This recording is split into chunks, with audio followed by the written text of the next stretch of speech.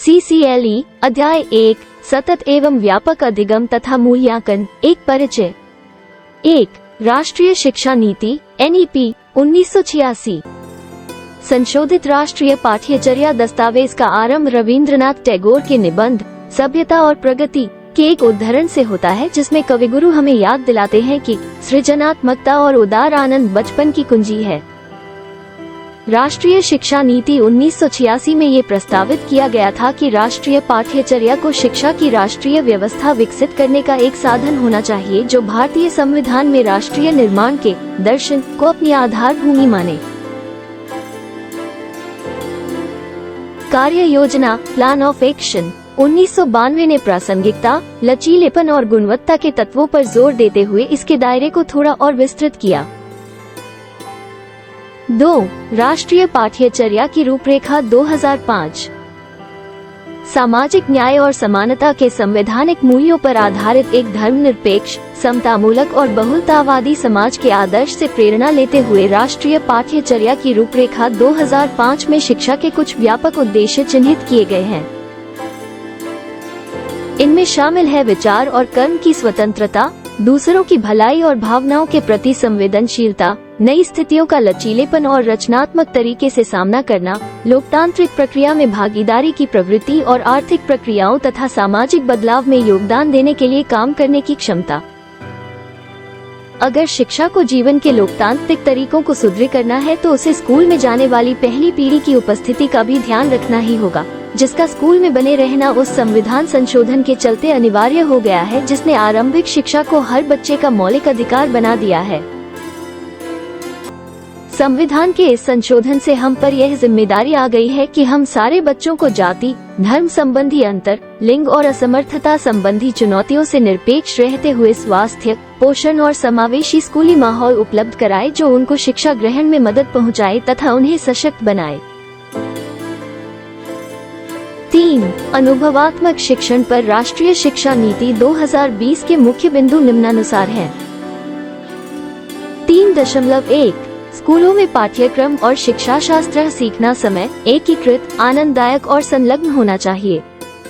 3.2 महत्वपूर्ण सोच और अधिक समग्र, पूछताछ आधारित, खोज आधारित, चर्चा आधारित और विश्लेषण आधारित सीखने के लिए जगह बनाने के लिए प्रत्येक विषय को उसकी मुख्य अनिवार्यता में पाठ्यक्रम सामग्री कम कर दी जाएगी। अनिवार्य सामग्री मुख्य अवधारणाओं, विचारों, अनुप्रयोगों और समस्या समाधान पर केंद्रित होगी। शिक्षण और सीखने का संचालन अधिक संवादात्मक तरीके से किया जाएगा, प्रश्नों को प्रोत्साहित किया जाएगा और कक्षा सत्रों में नियमित रूप से छात्रों के लिए गहरी और अधिक अनुभवात्मक सीखने के लिए अधिक मजेदार, रचनात्मक, सहयोगी और खोजपूर्ण गतिविधियां शामिल होंगी। 3.3 कला एकीकरण एक क्रॉस करिकुलर शैक्षणिक दृष्टिकोण है, जो कला और संस्कृति के विभिन्न पहलुओं और रूपों का उपयोग करता है, जो विषयों में अवधारणाओं के सीखने के आधार के रूप में होता है। अनुभवात्मक अधिगम पर जोर देने के एक भाग के रूप में कला समन्वित शिक्षा न केवल हर्षित क्लासरूम बनाने के लिए, बल्कि हर स्तर पर शिक्षण और सीखने की प्रक्रिया में भारतीय कला और संस्कृति के एकीकरण के माध्यम से भारतीय लोकाचारों को आत्मसात करने के लिए भी कक्षा में लेन देन की जाएगी। ये कला एकीकृत दृष्टिकोण शिक्षा और संस्कृति के बीच संबंधों को मजबूत करेगा। 3.4 समसामयिक पाठ्यक्रम और शैक्षणिक पहले, जिनमें प्रासंगिक विषय जैसे कि artificial intelligence, design thinking, holistic health, organic living, environmental education, global citizenship education इत्यादि शामिल हैं। इन विभिन्न महत्वपूर्ण कौशलों को विकसित करने का काम किया जाएगा। 3.5 भारत का ज्ञान में प्राचीन भारत से ज्ञान और आधुनिक भारत और इसकी सफलताओं और चुनौतियों में योगदान और शिक्षा, स्वास्थ्य, पर्यावरण आदि के संबंध में भारत की भविष्य की आकांक्षाओं की स्पष्ट भावना शामिल होगी। इन तत्वों को सटीक रूप से शामिल किया जाएगा और पूरे स्कूल पाठ्यक्रम में वैज्ञानिक तरीके जहां भी प्रासंगिक हो, विशेष रूप से भारतीय ज्ञान प्रणाली, जिसमें जनजातीय ज्ञान और सीखने के देशी और पारंपरिक तरीके शामिल हैं, को कवर किया जाएगा। पाठ्यचर्या के दस्तावेज ने पाठ्यचर्या निर्माण के 5 निर्देशक सिद्धांतों का प्रस्ताव रखा है। 1. ज्ञान को स्कूल के बाहर के जीवन से जोड़ना। 2. पढ़ाई रटन प्रणाली से मुक्त हो ये सुनिश्चित करना। 3. पाठ्यचर्या का इस तरह संवर्धन कि वो बच्चों को चहुमुखी विकास के अवसर मुहैया करवाए, बजाय इसके कि पाठ्य पुस्तक केंद्रित बनकर रह जाए। 4. परीक्षा को अपेक्षाकृत अधिक लचीला बनाना और कक्षा की गतिविधियों से जोड़ना। और 5. एक ऐसी अधिभावी पहचान का विकास जिसमें प्रजातांत्रिक राज्य व्यवस्था के अंतर्गत राष्ट्रीय चिंताएं समाहित हों। सतत एवं व्यापक अधिगम तथा मूल्यांकन कौशल एवं गतिविधियाँ। विद्यार्थियों में 21वीं सदी के कौशलों के विकास हेतु सतत एवं व्यापक अधिगम तथा मूल्यांकन कार्यक्रम के अंतर्गत गतिविधि आधारित बाल सभा प्रत्येक शनिवार को प्रथम 3 कालखंड में संचालित की जाएगी। प्रत्येक शनिवार में किसी विशेष कौशल को विकसित करने वाली गतिविधियों का संचालन किया जाएगा। इस प्रकार माह के 4 शनिवार हेतु करवाई जाने वाली गतिविधियां निम्नानुसार होंगी।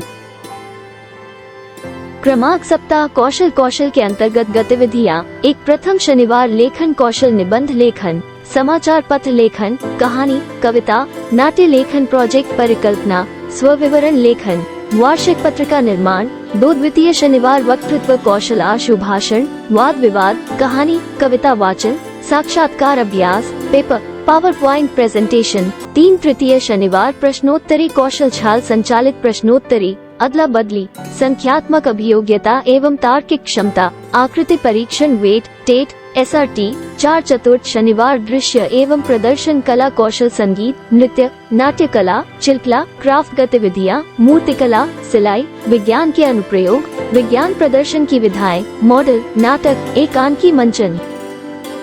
शताब्दी के कौशल जिनके आधार पर CCLE गतिविधियाँ डिजाइन की गई है, जो निम्नानुसार है।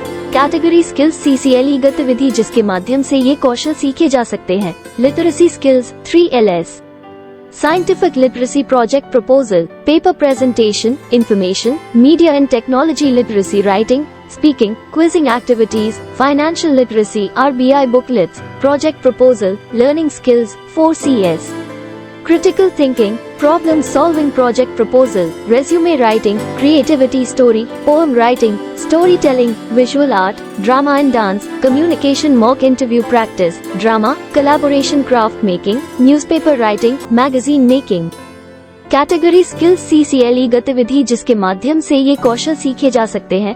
Social and emotional learning, adaptability, debate, what, तट, story, poem writing, leadership, paper presentation, debate, newspaper, mental wellbeing, ability to express extempore, poetry recitation, drama, civic, moral, environmental awareness, group discussion, newspaper writing, magazine making, growth mindset, student led quiz, mock interview practice, health hygiene, project proposal writing, best out of waste.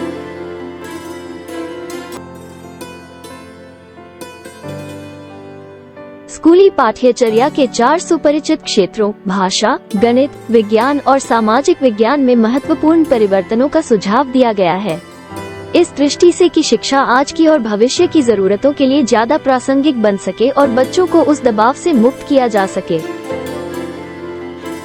राष्ट्रीय शिक्षा नीति का दस्तावेज इस बात की सिफारिश करता है कि विषयों के बीच की दीवारें नीची कर दी जाएं ताकि बच्चों को ज्ञान का समग्र आनंद मिल सके और किसी चीज को समझने से मिलने वाली खुशी हासिल हो सके। इसके साथ ये भी सुझाया गया है कि पाठ्य पुस्तक और दूसरी सामग्री की बहुलता हो, जिनमें स्थानीय ज्ञान और पारंपरिक कौशल शामिल हो सकते हैं और बच्चों के घर और सामुदायिक परिवेश से जीवंत संबंध बनाने वाले स्फूर्तिदायक स्कूली माहौल को सुनिश्चित किया जा सके। पढ़ना, लिखना, बोलना और सुनना ये क्रियाएं पाठ्यचर्या के सभी क्षेत्रों में बच्चों की प्रगति में भूमिका निभाती है और इन्हें पाठ्यचर्या की योजना का आधार होना चाहिए। आरंभिक कक्षाओं के पूरे दौर में पढ़ने पर जोर देना जरूरी है, जिससे हर बच्चे को स्कूली शिक्षा का ठोस आधार मिल सके। ये ज्ञान और रचनात्मकता के नए रूपों की प्रेरणा भी देता है। वरिष्ठ कक्षाओं में स्कूल के बाहर के संसाधनों को औपचारिक मान्यता देने की सिफारिश है, ताकि उन बच्चों को लाभ पहुंच सके जो आजीविका से सीधे जुड़ी हुई शिक्षा का चुनाव करते हैं। स्कूल के बाहर की आजीविका संस्थाओं को औपचारिक मान्यता की जरूरत है, जिससे वे बच्चों को ऐसा स्थान उपलब्ध करवाएं जहां बच्चे औजारों और दूसरे साधनों से काम करें। दस्तकारियों के मानचित्रीकरण की सिफारिश की गई है, जिससे उन इलाकों की पहचान की जा सके जहां बच्चों को स्थानीय कारीगरों के सहारे दस्तकारियों में प्रशिक्षण दिया जा सकता है। हर स्तर पर विषय के रूप में कला को जगह दिए जाने की सिफारिश की गई है, जिसमें गायन, नृत्य, दृश्य कलाएं और नाटक चारों पहलू शामिल है। पर यहाँ भी जोर परस्पर क्रियात्मक पद्धतियों पर होना चाहिए, न कि प्रशिक्षण पर, क्योंकि कला शिक्षण का उद्देश्य सौंदर्यात्मक और वैयक्तिक चेतना को प्रोत्साहित करना है और विविध रूपों में खुद को व्यक्त करने की क्षमता को बढ़ावा देना है। भारतीय पारंपरिक दस्तकारियां आर्थिक और सौंदर्यपरक मूल्यों के अर्थ में स्कूली शिक्षा के लिए प्रासंगिक और महत्वपूर्ण है, ये तथ्य पहचाना जाना चाहिए।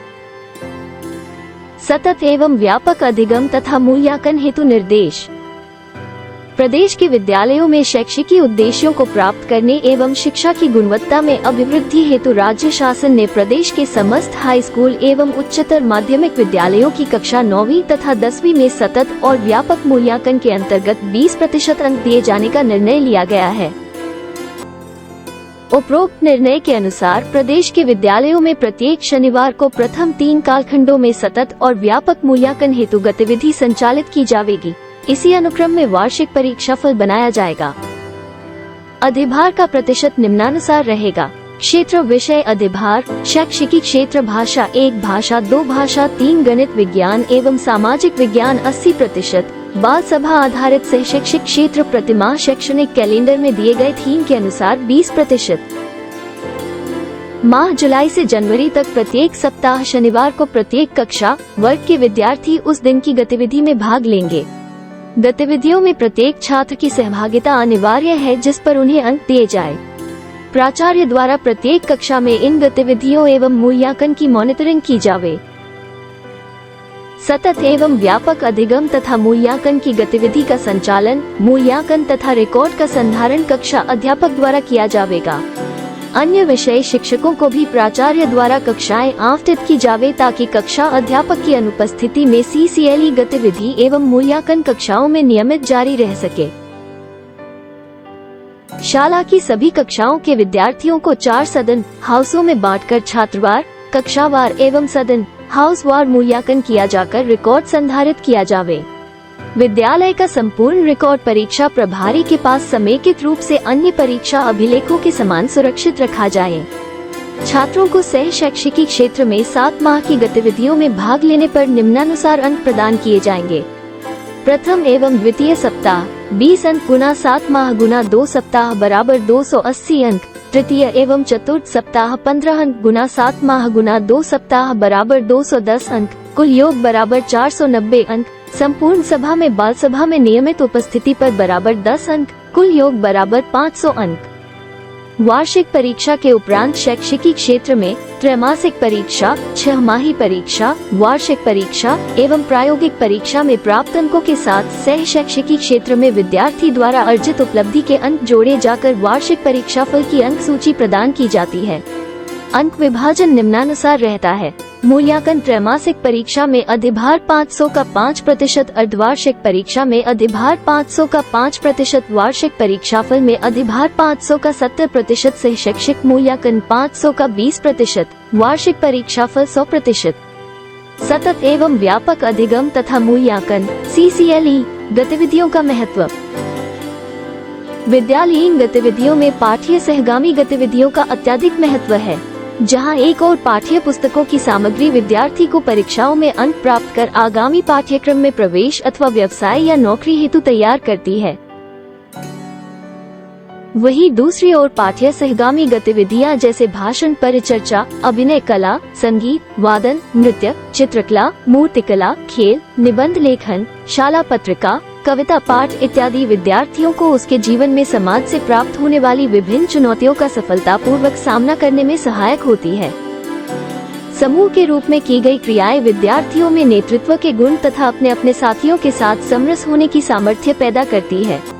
राष्ट्रीय शैक्षिकी अनुसंधान एवं प्रशिक्षण परिषद द्वारा प्रकाशित न्यूनतम अधिगम स्तर में वर्णित सुनने, बोलने एवं लिखने की योग्यताएं इन पाठ्य सहगामी गतिविधियों से ही प्राप्त होती है।